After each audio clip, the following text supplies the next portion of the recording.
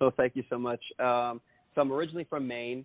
My parents grew up in Boston, and I grew up in central Maine for about 19 years or so.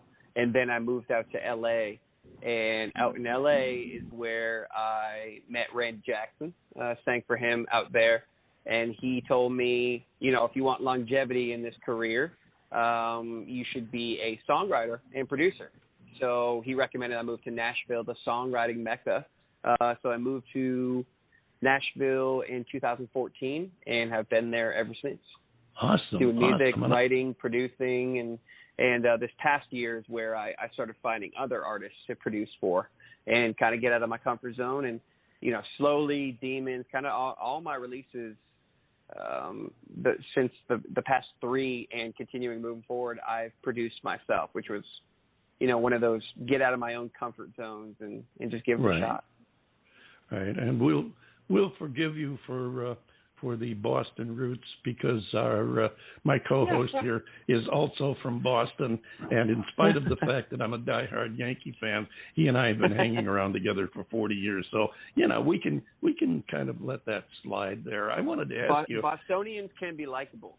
You just need to rub their belly a little bit and get to know them. We can be. We do have our moments. Yes. Yeah, Every couple of years he has a likable moment. But I wanted to ask you, you talked about your producing and producing for other people, being out of your comfort zone and everything. But how about your writing? Have you been able to pitch your songs to some other singers that might get out there and help you out a little bit too? I've been mostly producing and writing for kind of artists on the come up. I haven't had much luck with pitching songs to other artists. But I've had some success with sync licensing this year. So a bunch of sync libraries I've been picking up probably like 8 to 10 of my songs, instrumentals, everything like that, with like the Scorekeepers and MVibe. So a couple different companies that I'm hoping put it on like a major movie, commercial, TV. So that's kind of where I've seen a lot of success this year is with sync licensing. Great. That's a subject that we've touched on. I do on my daytime streams, I do a daily Rockstar 101 where we talk about a specific part of the music business, and sync licensing was one that we've had a couple of different drops on. And sure. I think maybe it's time to do another one because that is an important stepping stone, if not a career move for a lot of people. Right. But I will take this moment to, having listened to some of your music, I will take this moment to wish you all the best in your pitching of your music to other writers. I think somebody's going to come along and say, it's either going to be an artist or an artist's rep who's going to hear that song and he's going to say, you know what, that's a tune you should do. And who knows where that could lead. I wish you a lot of luck in that area. John Bon Jovi, do you want to jump in here? Sure. One of the things, Dom, that you just keyed in on a minute ago was writing and producing, whether it's for yourself or artist, X, Y, or Z. And this is kind of I don't know if you want to call it a loaded question. It may be a difficult question, but when you sit down and you say to yourself, okay, I'm going to sit down, pen in hand, and I'm going to write a song. It could be about love. It could be about your pickup truck. I mean, whatever it is. Do you have a set of procedures that you go through to write a song, to produce a song, or is it just whatever is in the moment? Typically, I think what I do is I'm a top line melody writer, so I scat. So what I do is I am playing chords, play some progressions, play a bass line, especially when I'm producing. If I'm behind the computer and behind the board, I typically start with a real simple bass line that might be really catchy, put a little bass beat behind it to kind of get a feel, and then I start scatting. So, for those listeners that, scatting, it's very popular in jazz music where they're just kind of playing with the melodies and not really using words or lyrics. But what I do is I kind of spit lyrics that I think would make sense for the song. And sometimes they don't make any sense. But what I typically end up doing is finding, these different melodies. I find, okay, well, this would be good for a verse. It'd be good for pre. This would be good for a chorus, a hook, whatever. And then I go back and start writing lyrics to it. So that's my typical style. I don't really go in with like, I'm going to write a club banger right now. It's just more of where the bass line goes, where the melodies go. And typically the song changes form multiple times just in the process of, creation. So you'll put down a music track first? Is that your usual modus operandi? At least a bass line or chordal structure with I'm a keys player. I mean, I play guitar, drums, and everything, but I've been playing piano for 21 years. So for the keys is where I really start finding the chords I want to use, how simple, how complex, and then kind of from there, keep moving on. Okay, so what happens if you get into a situation, you may be driving, it could be late at night, and something happens, something occurs where you think of a line. Maybe you don't have a tune, but you think of a line. Is it more difficult to create a riff around that line than it is to do it the other way? No, because I have a whole note section in my phone of just song lyrics that come to me at the gym. And then melody-wise, when I'm driving, I just do a quick voice memo. And typically, I don't try to build a track around the melody or around the lyrics. Typically, I'm building a track off of whatever the mood is. And then if one of those melodies or lyrics or whatever fits over that, I continue to build it, if that makes sense. And it does. I did want to toss in one other thing. You had alluded a little bit earlier to working with the upcoming emerging artists, and that's a great thing because that is something that we are very strong on here. While we do have some named guests, including some neighbors of yours there in Nashville, the Oaks have been with us several times, and I be honest with you, I just love those guys. They are a great bunch of guys. Joe Bonzel is probably 50% responsible for this show in having tried to talk me out of doing it, telling me how hard it would be. And, like with my dad, you tell me I can't do it. That's the first thing I'm going to go out there and do. And, sure.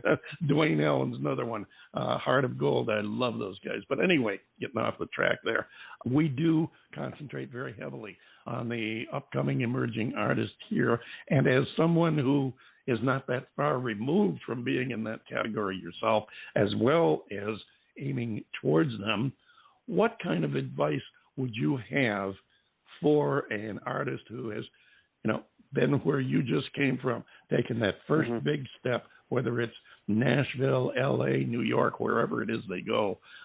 What would you advise them to plan as a business plan to get started, to get themselves ready, motivated, and moving in the right direction, knocking on the right doors?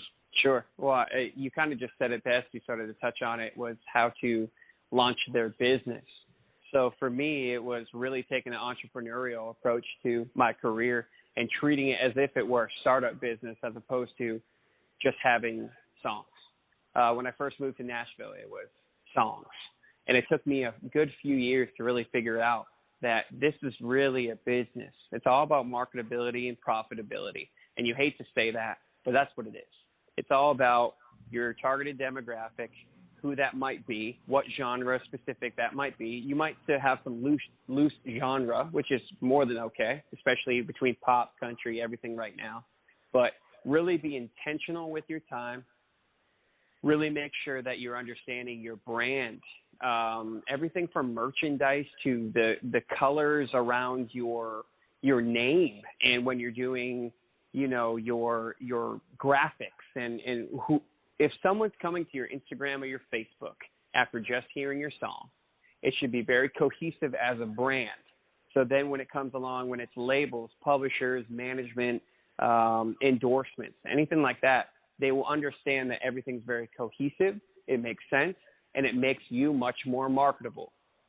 If you're more marketable, you start seeing more paychecks. So, definitely treat your business as, you don't want to be a sellout, and I understand that. I never want to be a sellout. But at the same time, you need to understand that this is a business, and these labels are not looking into artist development anymore. They want to see a polished product that they can stamp their name on and go make $1 million off of. So to that, and the marketability is where you're going to get more profitability. And that's where everyone starts making money, and you get a little bit more comfortable than sleeping on couches. Absolutely. And you have you've just reinforced a point that has been a recurring point that we have found in the artists that we have spoken to, including artist managers, record company heads, A&R people, the different artists that we've had on here from all phases of the industry. One thing that they are all in agreement is these artists, if you're an up-and-coming artist and you want to make it in the business and have longevity, you need to remember there are two words. It's music business. The first one is music, and I'm sure you have a pretty good idea of what that is, but you also have to take into consideration that it's a business. You have to treat it like one. You have to learn business as well as the business of music. And I thank you for reinforcing that point. I think it's one of the most important points that a rising artist can learn, and I think it's one of the most important ones for them to concentrate on, because you can't be a success in the music business only doing the music. You got to know the business too. And now, since you are already in the music business, and you've given us a pretty good idea of where you're from and what you're doing, how about we take it the next step in the next couple of minutes that we have here and give us an idea, now that the pandemic is pretty well receding, barring, God forbid, a recurrence. What's in the future? What's in the immediate future? What are you going to be doing next? Well, I have a whole summer tour planned up here from Bangor, Maine, down to Hampton Beach. So I'll be playing every weekend down at the beach, and playing some local gigs around Maine. More like Thursday, Friday, Saturday, Sundays will be in Hampton Beach, writing songs, pitching a lot for sync licensing, hoping that we see some success there. But really just back-to-back-to-back releases, not too soon in between them, because I want to make sure each record, like I said, being very intentional. I want to make sure I have a song and a video and get some time to really push the PR and marketing behind it, and then release another one. But what I don't want to do is have big gaps in my releases. Moving forward, you're just going to hear a whole lot of me back to back on songs that I am writing, producing, engineering, releasing, doing the graphics too. I really just, take that seriously and feel that, until someone like a Scooter Braun comes along, or an L.A. Reid, or someone that can take that and tenfold it, you just got to keep grinding. So for me, that's what I'm really focusing on, get some money in my pocket with some sync licensing, get some notoriety, and keep releasing good music. Great. That's an excellent way of looking at it, and you sum it up very well, and I wish you all the best.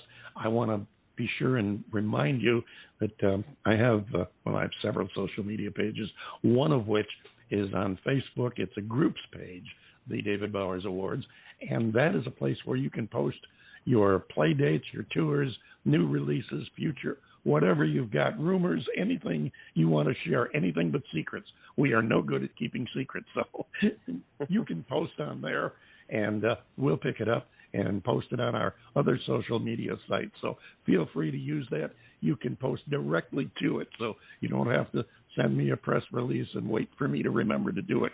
You can get on there, post directly to that. That's what it's there for, so feel free to use it.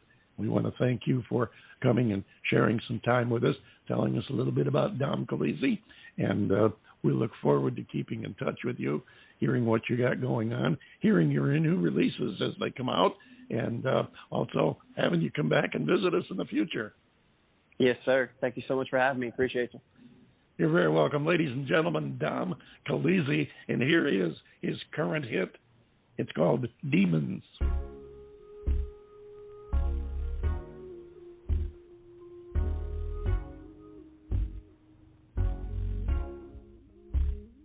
Where did the time go? 'Cause it seems to pass so fast, like a river flowing into open water, baby, make it bad.